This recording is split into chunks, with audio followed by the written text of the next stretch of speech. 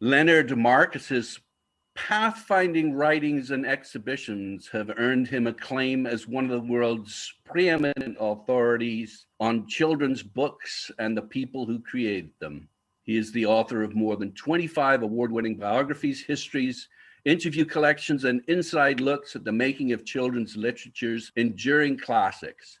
A founding trustee of the Eric Carle Museum of Picture Book Art, Leonard curated the New York Public Library's landmark exhibition, The ABC of It, Why Children's Books Matter, as well as a long roster of touring exhibitions. Born in Mount Vernon, New York, and educated at Yale and the Iowa Graduate Writers Workshop, he lives in Brooklyn, New York. We're here today to talk about Ursula Nordstrom, director of Harper's Department of Books for Boys and Girls from 1940 to 1973. She's regarded as the single most creative force for innovation in children's book publishing in the 20th century. Welcome to the Bibliophile. Thank you. It's so nice to be talking with you, Nigel. So why is Ursula regarded as such a force? Well, she came into the field at a time when children's books were often very genteel and rooted in Victorian values. Meanwhile, Freud and other psychologists had come along and radically reshaped the view of childhood for many people, but children's books lagged behind. So, children's literature is a genre which can be defined by its taboos as well as by anything else, by the subjects that are excluded from it, which would ordinarily fit well in other kinds of literature.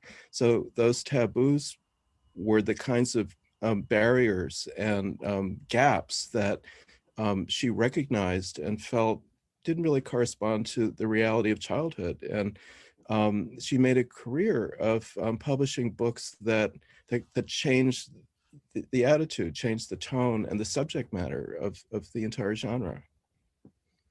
You know, it's odd though, because fairy tales have always been designed to scare the shit out of kids.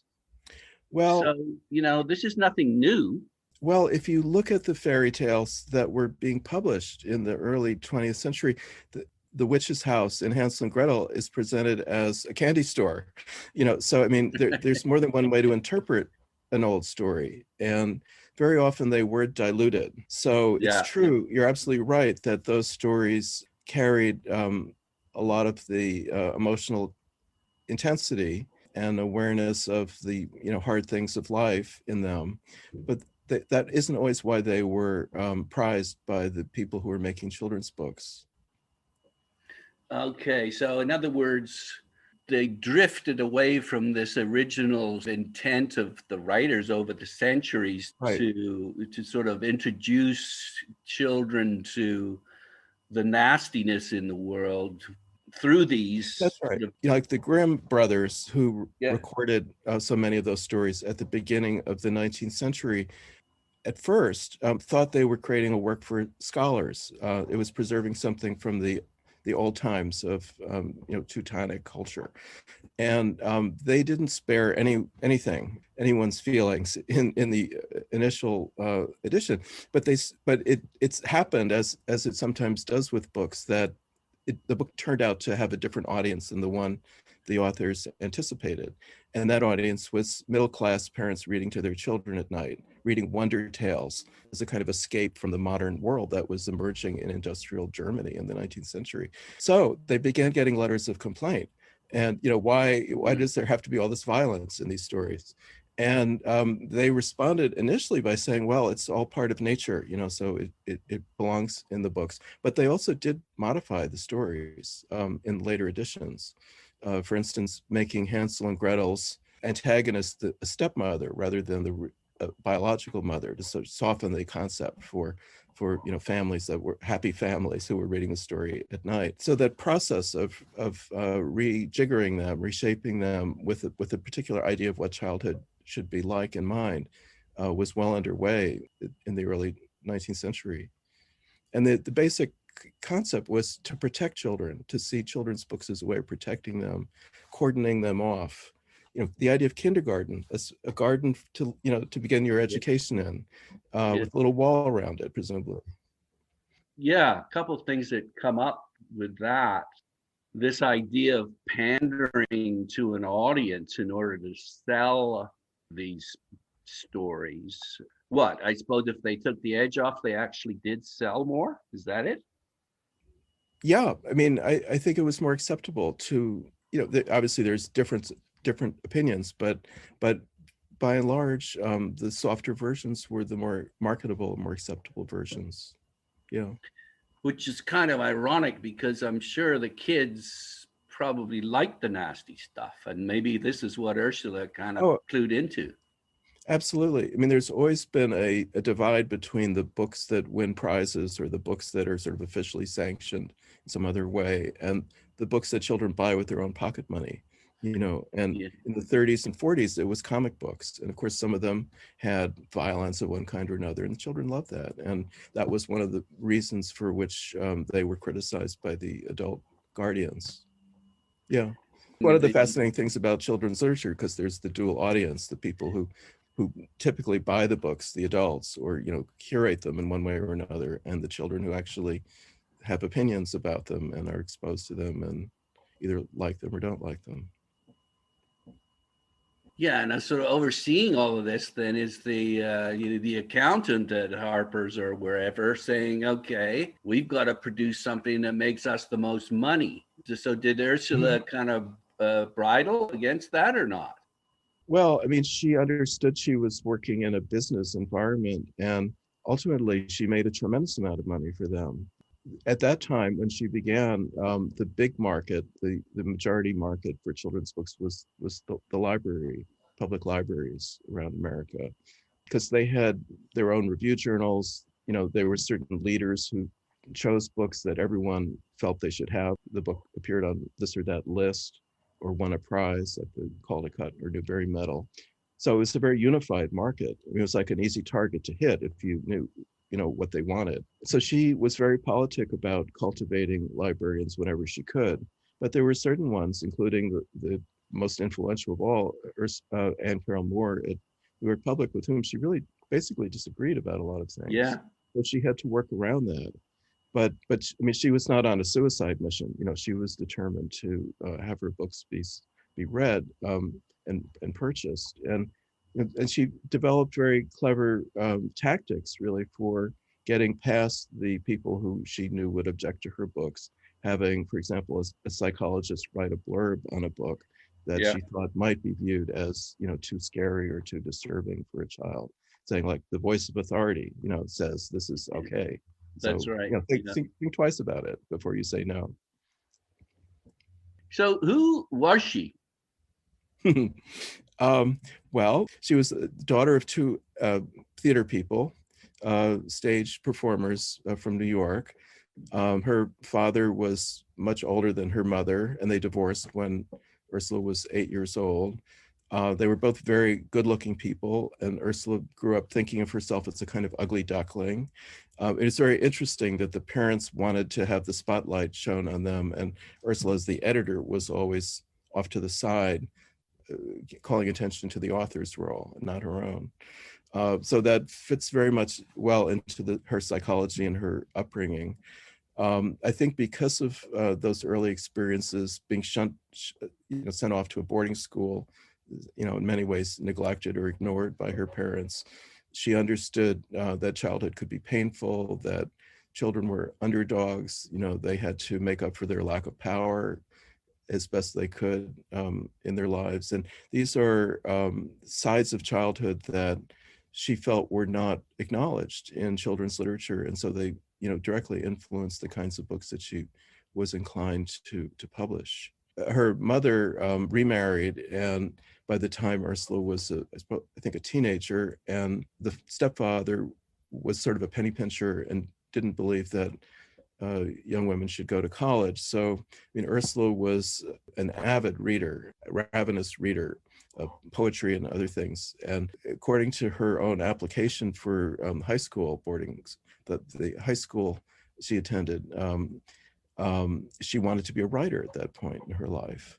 So she couldn't get the education she would have benefited from, and ended up going to secretarial school, and by a good stroke of luck, finding a job at Harper, where she eventually rose through the ranks. Childhood isn't all happiness. No, well, I mean, most people block that out, later in life. And people who do well in the children's book world are the ones who didn't block it out, and who remember and just have this sort of direct emotional connection to those early formative times, which of course are also times of great discovery. It's not all, sadness either. I mean, it's the time when the whole world is new and opening up to you. And that's the joy part of children's books. And people who, publish them or write or illustrate them tend to remember that side as well. Yeah, children's books and they may look simple, but they aren't simple. To me, the better word is that they are very distilled. Everything is pared away but what's essential. And you could say that about any writing, any good writing. Well, in a way, but I mean, there are some writers, like the example that comes to mind is the poet James Merrill, but there's so many others or Henry James, who are into florid, decorative flourishes of one kind or another, or kind of showing off. I mean, John Updike was like that. Yeah, but it's fun. It's wonderful if you like that. If you don't want to read some information. Yeah, no, it's one of the ways you can go as a writer, and I think it reflects your temperament. I mean, Walt Whitman was as expansive a writer as you could find, but then compare him to Emily Dickinson, who was like writing little telegrams. Yeah. Talk about opposite personalities. Yeah. So I mean, and children's books, there's really a wide range in the kind of writing that you find in them too. But I mean, if you think of a book that can be meaningful to a 2 or 3 year old, like Goodnight, Moon, which Ursula Nordstrom published, it's 300 words, and there's nothing wasted in that, and it sends a chill up your spine the way Emily Dickinson said a poem should, and it's about basic things and the need to feel at home in the world, really. And it creates a kind of ritual for getting you there at the end of the day when the lights go out. Yeah. So it looks simple, but it really accomplishes a great deal. And to me, the fact that a 2-year-old can get it says a lot about the kind of the power that the author was able to achieve by leaving out everything that wasn't critical to it. I can't think of that book without hearing my daughter's voice as I look with her out the window at the moon. Like that's such a good word, isn't it? Oh, yeah. And, I mean, Ursula was very involved in editing the book, and the original cover design was similar to the one everyone knows, but the bunny was sitting on the windowsill looking out at the moon. And Ursula said, take away the bunny, because this book is really not about the bunny. It's about the child who is at home listening to it. And so the window in the room becomes a way in to a world which becomes the child's world. Yeah. And about every child seems to know instinctively that they have a role to play in, saying goodnight in the second part of the book. And so it really becomes the child's own book in a way that very few do. Well, as you say, you're talking about paring down the text. It really does invite participation on the part of the reader. Yeah. And I mean, that was a key idea of the progressive educators that the author, Margaret Weiss Brown, had studied with at Bank Street College in New York in the 30s. Ursula, I mean, she was many things, but one of the things that she was the publisher who brought progressive education ideas into the mainstream. because she was with one of the old houses, and they had salespeople across the country and connections to Europe. And so when she published a book by Margaret Weiss Brown, it had a chance of reaching a really significant audience. And prior to that, it was a very marginal enterprise, and Bank Street had its own little publishing company, William R. Scott. They didn't own it, but Scott was a nursery school parent who was persuaded by Bank Street's founder to start a company that would be aligned with the school's values. But those books went almost nowhere, and then Ursula came along and brought them to the world. So what else did she do? Well, it's interesting that it's sort of like she grew up with her job, and in the early years, she focused primarily on books for younger children. Later in her career, she got more and more interested in fiction for teens. And she was groundbreaking at every turn, really. Harriet the Spy, a book published in 1964 by Louise Fitzhugh, this kind of straddles the line between a novel for 9 or 10-year-olds and a novel for teens. It just really changed the way girls were presented in fiction for young people. Harriet, the main character, is, she's moody, she's angry, she's willing to break basic rules of civil behavior and, spy on her neighbors. Really, and dress in a sweatshirt like a beatnik and go head to head with a psychologist that her parents take her to because they think she's like not quite right. And it was a very challenging image of what the turning point between childhood and adolescence can be like. And she also, very true to life in many ways. Yeah. Well, you also mentioned the fact that she was one of the first people to tell a story from the point of view of a African American. Right. There was the novelist Jesse Jackson. That was the book from the 40s. And then later, much later in the 60s, she discovered a high school student, African-American artist named John Steptoe. His art teacher heard about Ursula. See, the thing was, she had this reputation. She was known to be open to unusual possibilities. So this high school teacher in Brooklyn somehow heard that Ursula might be the editor who would be able to respond to this young person's work. And sure enough, I think of it as the talking cure. She would sit with someone she was meeting for the first time and talk for hours. And she was probing, and she was getting to know them, winning their trust, and trying to draw out what she believed would be a story that they needed, not just that they wanted to tell, but that they needed to tell. Something really from their inner self, they're deep within themselves.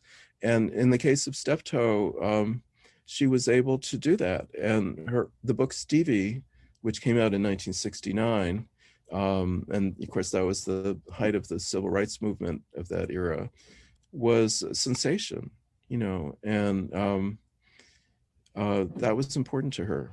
Attending to the lack of literature for children of color was one aspect of her concern for the underdog, really, I think. Yeah. Well, at one point you say that she was open to pretty well every meeting. So if someone came to her with some illustrations and a story, she was open. That's where she thrived, I think, and was so exceptional. Mm-hmm. She loved to discover new talent. Yeah. And another example of that would be Tommy Ungerer, who was from Europe, grew up during World War II in Alsace-Lorraine, which kept switching from German to French as depending on how the war was going. He had great talent, but also a rebellious personality. He got kicked out of art school in France and came to America with a very small amount of money and a portfolio. And again, he heard that Ursula Nordstrom might be interested in his work, so he went over there, and she gave him a contract on the spot, and I think wrote him a check, just so that to tide him over. And he was a huge talent, and very much in line with her interest in sort of toppling the pieties of the day. So she recognized a kindred spirit in him from the start. Yeah, you talk about rejecting the shop-worn taboos and conventions of the genre. Yeah. Not that she was against happy endings, but she wanted the character to earn the happy ending by having gone through something real along the way. Yeah, so it seems to me it's kind of odd because one of the things you hear most often from successful authors is how many times they've been rejected. So it sounds to me like she's quite exceptional in the fact that she doesn't just slam the door in people's faces. Well, I mean, not that she didn't reject anyone. And in fact, there's some famous rejections, like Eric Carle, for example, came to, he was a successful advertising artist. When in midlife, he decided that work was no longer satisfying for him. He had 2 children at home, was divorced, and was thinking about the future, and began making picture books. And when he brought the dummy for what became the Very Hungry Caterpillar to Ursula, she apparently said, you should stick to commercial art. So that was, one of the fish that got away. And I think there were a few other. That's a big fish. Yes, a very big fish. I mean, every publisher has stories like that. And, yes. But I mean, she was open to pretty much anything, to consider anything, not necessarily to go ahead with it. Yes. I think that's what I was getting at, is that at least she gave him a hearing. Now, she may then have slammed the door on him, but not until she saw what was going on, right? Yeah, exactly. Right. Yeah. She had radar. She recognized when something had potential, it seems. Okay, so can you drill down on that radar, that antennae? What did she see that others didn't? Well, I think it goes back to her looking for people who wanted to get out, sort of draw outside of the outline a little bit, in terms of the emotional palette of children's books, people who were just more daring, basically. Yeah, good books for bad children. Yeah, I mean, that's such a wonderful summation of what she was about. And I mean, of course, there was humor in that. And by bad children, she meant children who, I mean, if you think of Peter Rabbit, he doesn't abandon his curiosity about life. He wants to go to the garden and taste things. Is he bad? Yeah. Well, in a certain sense, by certain moral standards, I mean, he defied his mother's will. He did the thing he was told not to do. So in that sense, he's bad. But Ursula was all about redefining bad, as including following our healthy instinct, our natural instincts, as a way of experiencing more of life. It doesn't seem to me that this is groundbreaking, though, because look at Lucy Maud Montgomery in Anne of Green Gables. That's exactly her character. Mm-hmm. Well, let's just say not that much of it was happening in mid-20th century American children's books. I mean, sometimes you have to, I mean, things happen 3 times in fairy tales. And I suppose the same is true for literature. Yeah, I guess it must go in kind of waves then. Yeah, I'm sure that's true. I think that, the poles of human experience are the wish for freedom and the wish for order, and that becomes even more of an issue when you're thinking about children and how to raise them and what they should be like, so you would, I guess, expect to kind of swing back and forth between those 2 extremes. Yeah. I mean, right now there are a lot of children's books that are more about order than freedom, and they're trying to assure children that they can be safe in the world. But that's, at the expense of encouraging them to be more daring. It's so interesting, isn't it? You can look at children's books as a kind of a barometer for the times. Oh, absolutely. Yeah. I mean, I think they express a generation's hopes and dreams. And that's why they're so culturally significant, really. And they also express the fears of a culture. And people value their children, and they project their deepest feelings onto them one way or another. Yeah. It's interesting too. You talk about sort of poles and extremes. On the one hand, in the letters in Dear Genius that you collected and edited, Dear Genius: The Letters of Ursula Nordstrom. One thing that comes out to me is love. Like she says that she uses the word quite often, but it's really quite clear that she's reaching out. She's loving and inviting them to love her back too.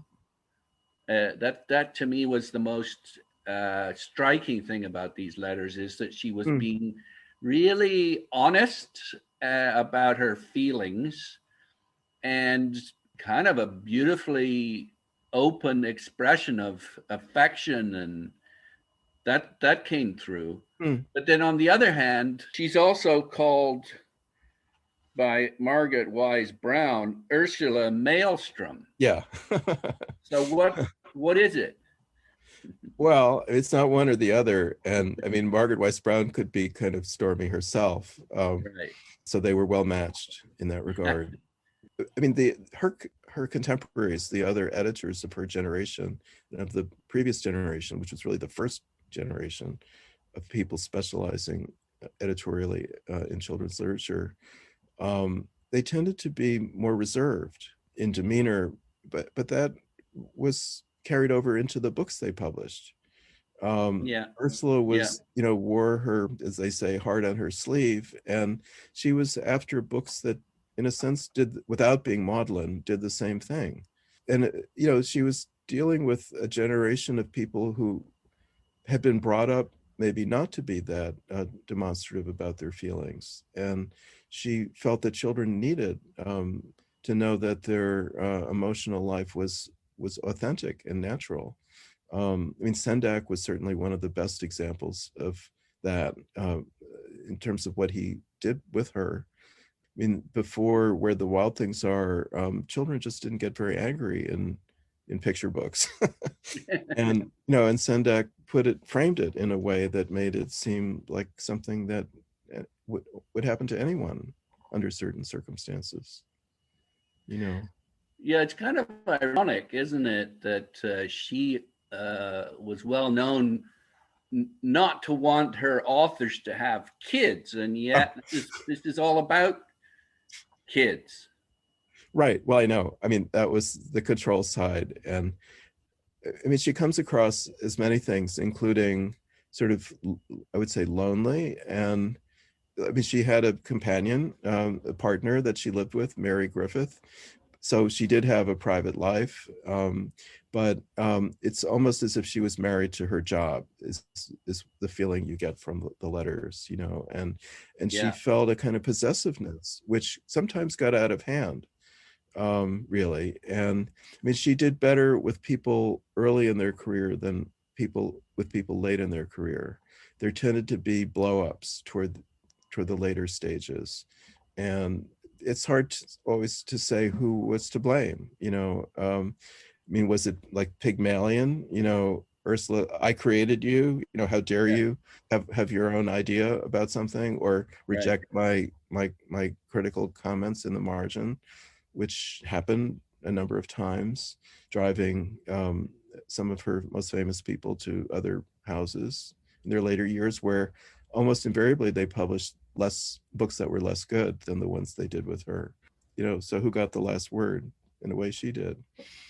But I mean, to me, it's a little bit sad, and I think she, began drinking toward the later part of her life, and that had something most likely to do with why she took early retirement. I mean, she just wasn't fitting in anymore as Harper became more of a corporate kind of work environment.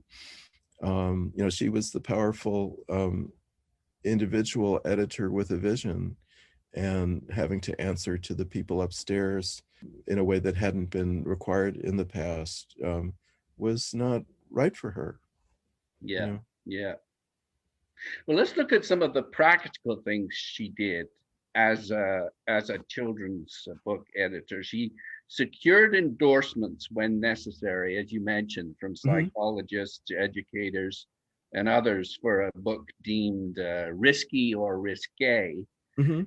She sent out special letters to booksellers and librarians, fine-tuned advertising copy, and held meetings with key review editors.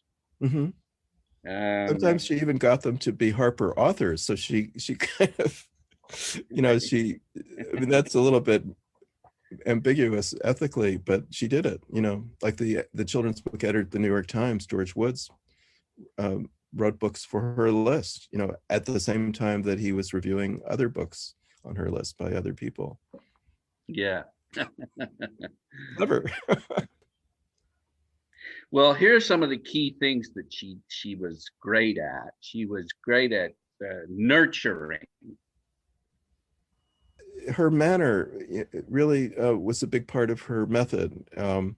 Her making herself vulnerable in conversation and in letters with the people she worked with gave room, I think, to the creative person on the other side to be vulnerable too, and then to use that vulnerability, as actors do, to get at the essence of the task, the essence of the story. That's a much better way of putting it. Like I was talking about love and openness, but really showing her vulnerability. I guess that is a very key component of being a really good children's editor, as well as a person. Yeah, no, I mean, people loved her back, I mean, because she was so real with them, seemingly caring about them and concerned about them. And she really, I mean, for all of the craziness that sometimes surrounded her, the maelstrom, she was a really perceptive editor and reader. And I mean, that's what a writer wants more than anything, someone who will read their work with full understanding and out of a desire to make it the best possible version it can be. I think a lot of people felt that they did better work for her than they could have done with anyone else. And I mean, I can say, as a writer, that's pretty rare, to find an editor who's willing and able to do that. It sort of lifts you, makes you better than yourself in a way that is like one of the great experiences of a writer's life, I think. Yeah, she did that over and over again. Yeah. So she really took the time to understand what this person was trying to say. And when anyone does that, when anyone takes the time to really try to understand you, it warms you, doesn't it? That's right. Yeah. I mean, a book can be okay, it can be good enough, but that wasn't where she stopped, and so that's thrilling, really. So what made the book great then? Well, I mean, it's hard to generalize, but the right words in the right order. That's Coleridge, isn't it? Yeah.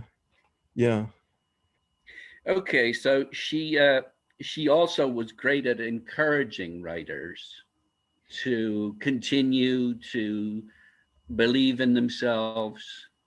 Right. Well, I mean, she was a kind of psychologist, you could say, and cheerleader for them. And you know, a career can be compared to a marathon, you know, where you can have some early success, but then how do you sustain the effort? It doesn't get easier for most people over time. Yeah. And so, you know, she saw that as part of her role. I mean, these days, authors and illustrators tend to have a number of publishers. I think in her era, author or illustrator was more likely to be identified with one house. But things were changing, and she had to worry that she would lose people from her list to other houses like Golden Books, for example, which were throwing around money and trying to make a big splash, working from a different publishing model, kind of a mass market scale of operation. So she felt under a great deal of pressure, really, on top of whatever her, you know, natural inclinations were, to give her authors and illustrators reasons to stay with her.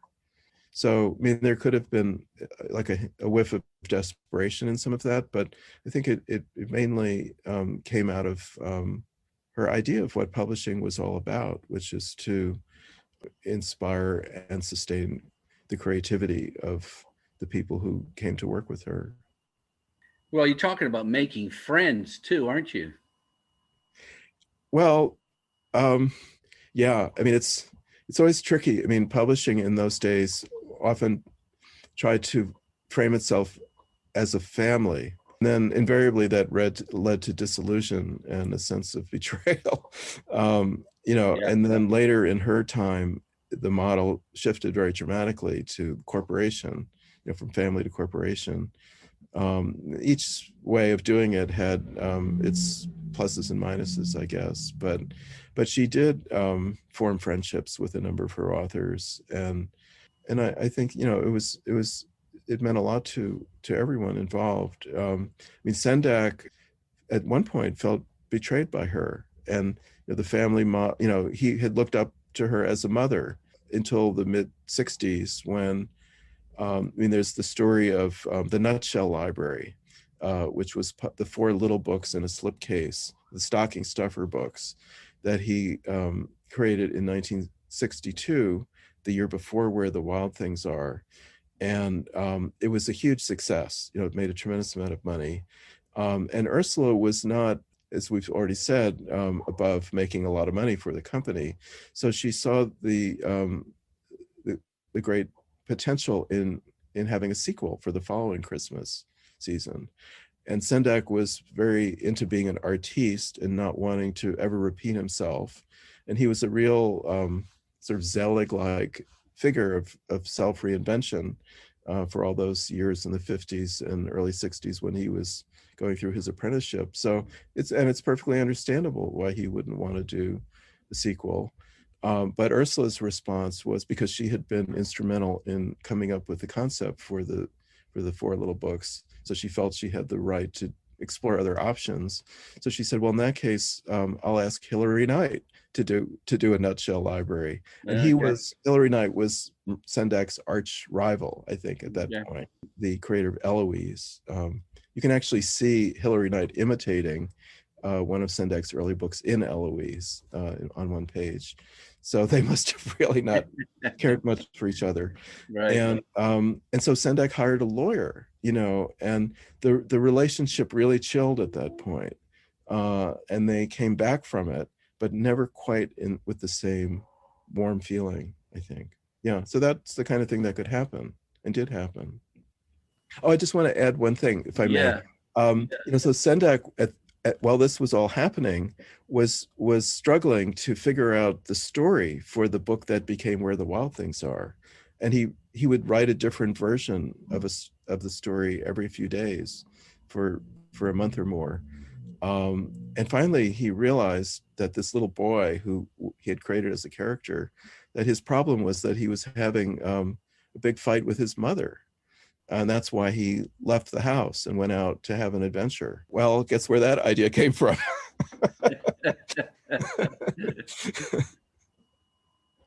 Yeah, I was going to say that it really is interesting, isn't it? The fact that you're working together on something so important for the writer, and you're really bonding over it. There's that, of course, and that's a really important, strong relationship. And there's not much more important in life than that. And yet you also have this economic imperative. I suppose the writer leaving and going to another publisher, as you say, would be seen as a great betrayal, when maybe it's not as great as you might think. They're just trying to earn more money. Mm-hmm. Well, yeah, I mean, money isn't the only measure. And I mean, if you take more money but get less attention of the kind you need to bring your book to its highest potential, then you've lost something, you know. Yes, you have, but I think probably, and that might be part of the problem, as the illustrator and the writer age, and they've achieved a certain amount of success, then maybe it's difficult to replicate that wonderful sense of togetherness. Right. No, I think that's true. These late career relationships, Louise Fitzhugh, Russell Hoban, in some ways Sendak, even though he continued publishing with her at Harper, it's a little bit sad to read about or to learn about. You know, there was that initial, I hate to say the word magic, but that really deep connection just wasn't there anymore. It's almost like passionate love, isn't it? I mean, it is. Yeah, it's destined to evaporate and disappear and end. Well, it often does anyway. Yeah, for sure. Yeah. We talked about the fact that she was always available, which contributed to why she was so great. And she was a great talent finder. Could we just cover that a bit more extensively? What, she looked at the illustrations and the text and saw something. What was it that she saw that would give the green light? Well, again, it's hard to be specific enough, but she recognized it when an artist or writer could work from a child's perspective, as opposed to projecting adult fantasies about what childhood was really all about.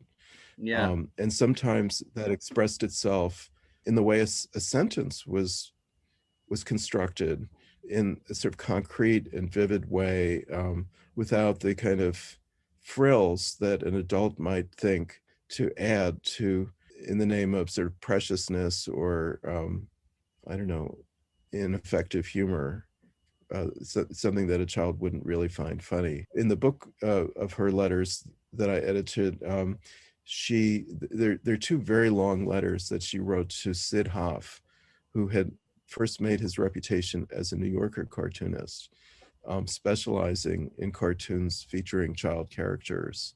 So, it was logical to think that he might be a good children's book illustrator, possibly writer as well.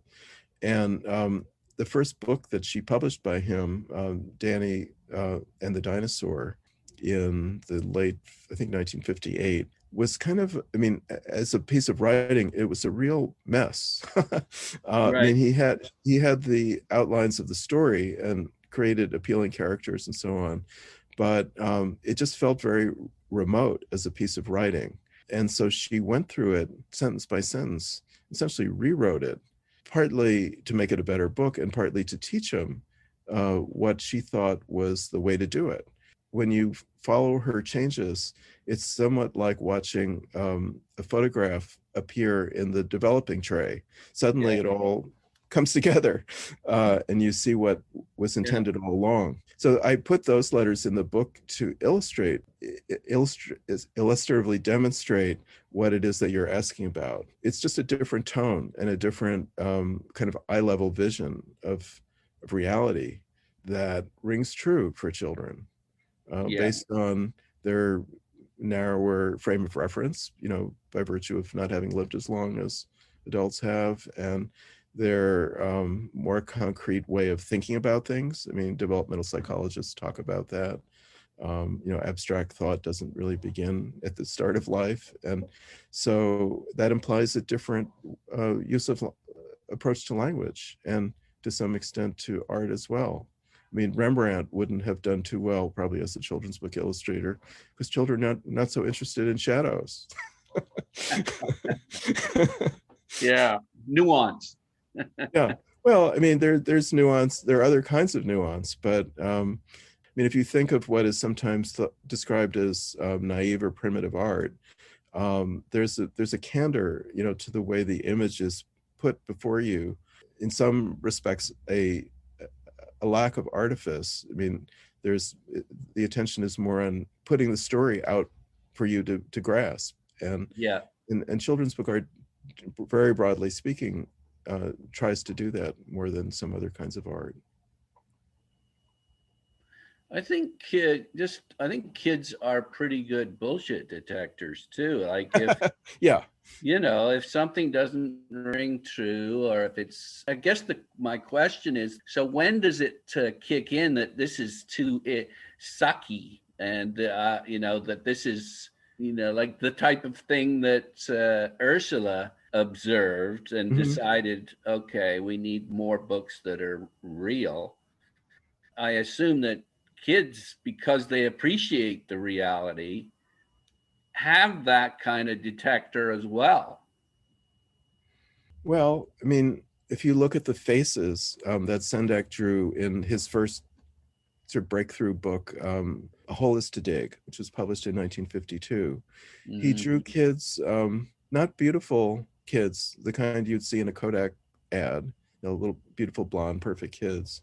He was drawing kids who were stocky sometimes, who were making faces, doing things they weren't supposed to be doing, were not particularly attractive. So it was a kind of realism. It was like not things as they ought to be, but things as they are. So, this was a book for 3 and 4 year olds. And I guess he and Ursula and the other people behind the book were assuming that a child from an early age is hoping to see children like themselves reflected in a book. If you look at the first paragraph of Charlotte's Web, which is a book that lots of 8 and 9 year olds either read or have read to them, but E.B. White's second children's book, the first thing that happens in it is the parents of this little girl, who I think is maybe 7 years old, try to gloss over something that's happening, the imminent slaughter of a pig, with a euphemism. They say, we're going to do away with the pig. And the little girl says, do away, you mean kill. So at 7, she is onto the way adults gloss over harsh realities, in the name of protecting children, but not necessarily in a way that the child would want. So, those are 2 examples from books for different age children that both reflect Ursula's commitment, I think, to being honest. Yeah, it sounds to me like that's, when she had her editor's pencil in her hand, she was looking for what, to get rid of euphemisms? Well, that's certainly part of it. I mean, she assumed children were smart and that they were aware. I mean, by the time she was a third of the way into her career, everyone had a TV at home. So, it was conceivable the kids were watching the news and knew about wars and all kinds of things.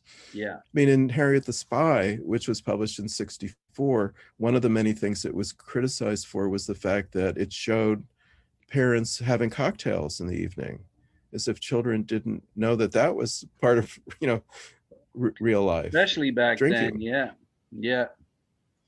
So, I mean, that was really the world of Mad Men. Yes. I mean, the father was an advertising executive, and it's exactly that world that is being portrayed. And Sendak has this wonderful line in his book, Higgledy Piggledy Pop. The subtitle of the book is, "There must be more to life than having everything." And it was like a wonderful critique of, post-war America, where material prosperity was widely shared, but emotional satisfaction was often in short supply.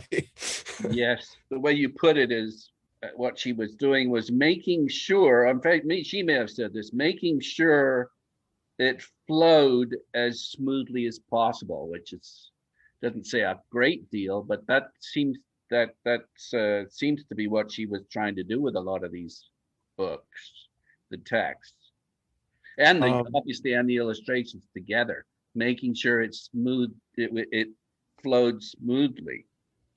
Well, whatever that means. I'm not sure. I don't actually remember that as a quote from her, but I mean, I do think, just as a general proposition, that if you have a book that contains sort of disruptive inconsistencies, it throws you off the willing suspension of disbelief. And I think every book is like a contract with the reader, and if you violate the contract, the reader walks away. Yeah. Or if you drop the ball. Yeah. Then the spell is broken.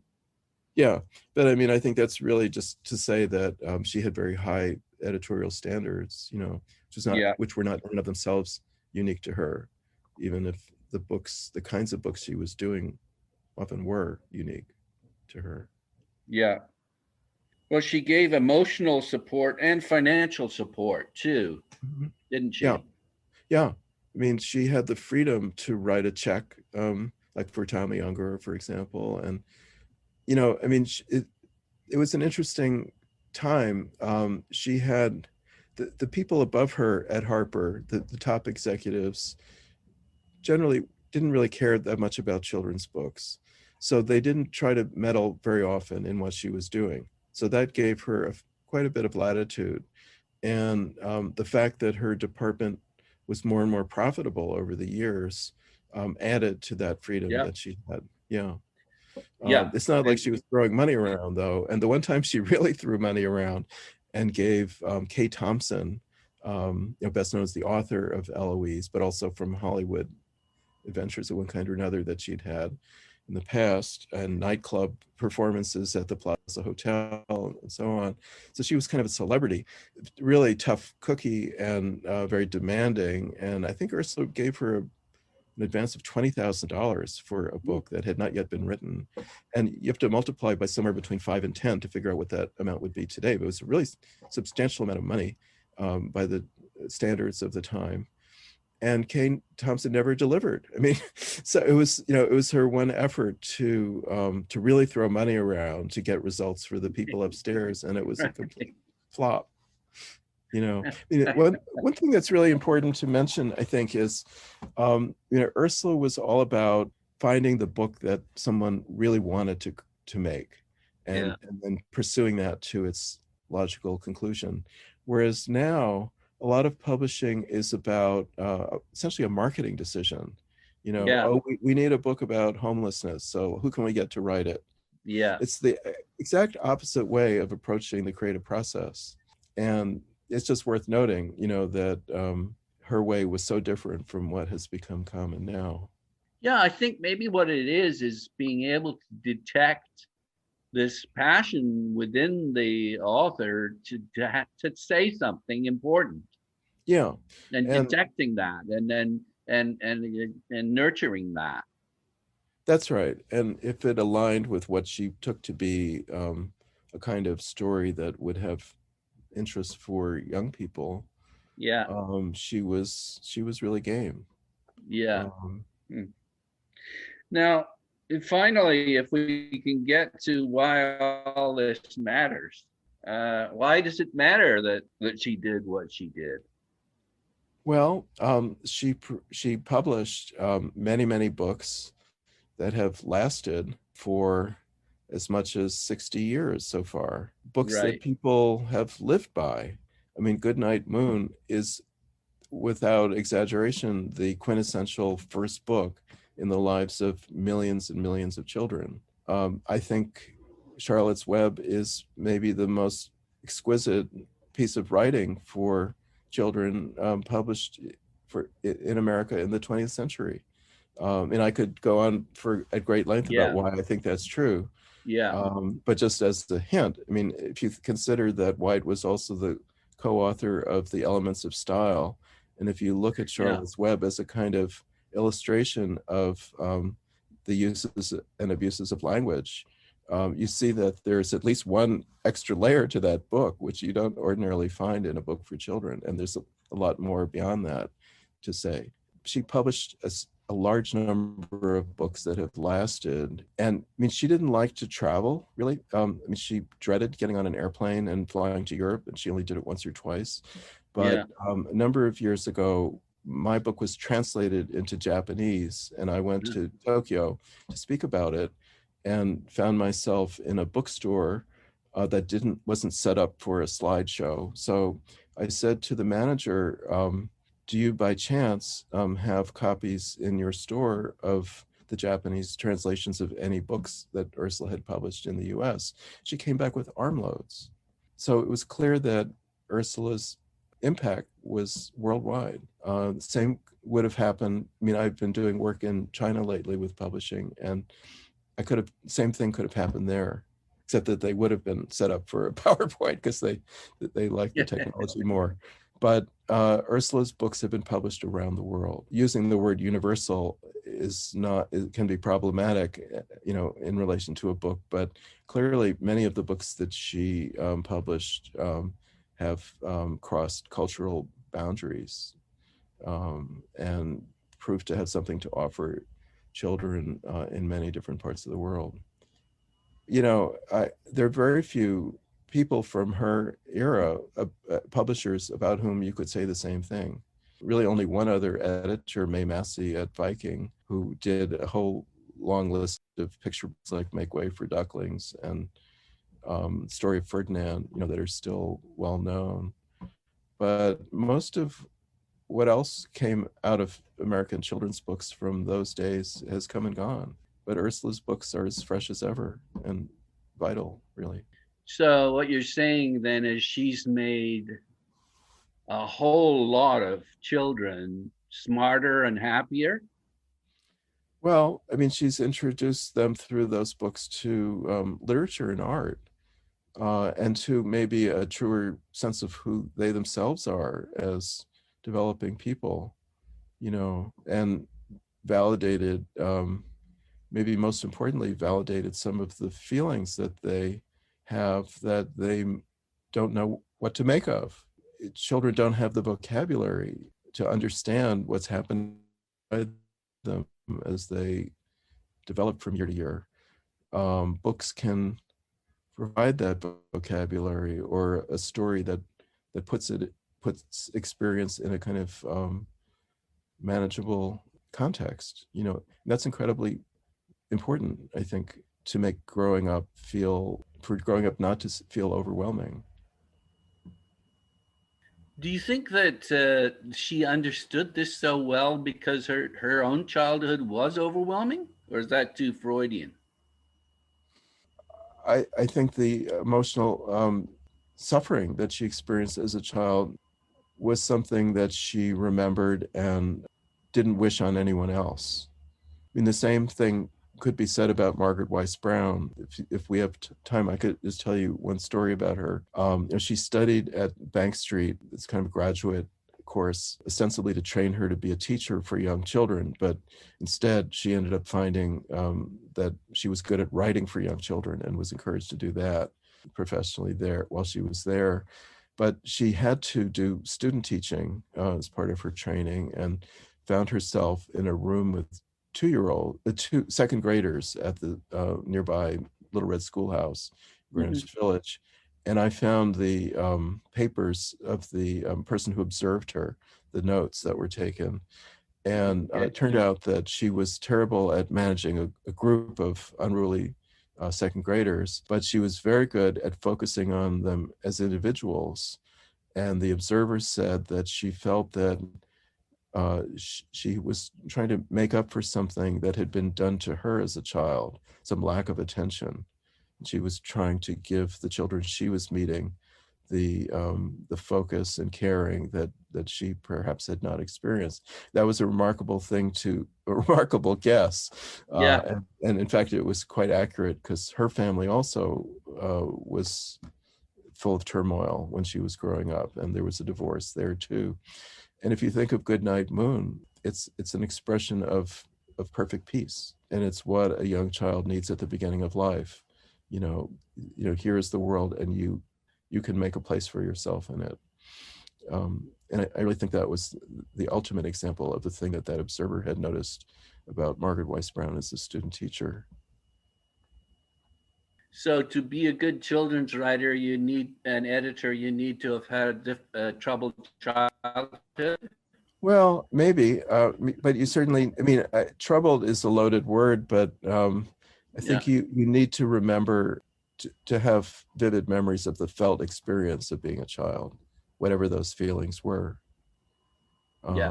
Yeah, including the good ones, of which every child has some of those too, I think. Okay, now just finally, based on your knowledge of Ursula and other children's editors, what's the best advice you can give to current children's editors? Well, I think it would be to take your time with each project and to think carefully about what its best version could possibly be, and to aim for that. And there's so much pressure now to move things through the system in an expeditious way. So that advice might seem unrealistic, though I don't really think it is. And every book, should be a work of, as you said before, there should be some love in each book, plus all the technical considerations that make a piece of writing better than it would otherwise be, or an illustration. Yeah, you're really creating a world for the child who's going to pick the book up, a world that the child can enter, and you want it to be as satisfying an experience as you can. And so I'm just all for working as hard as you can to make that happen.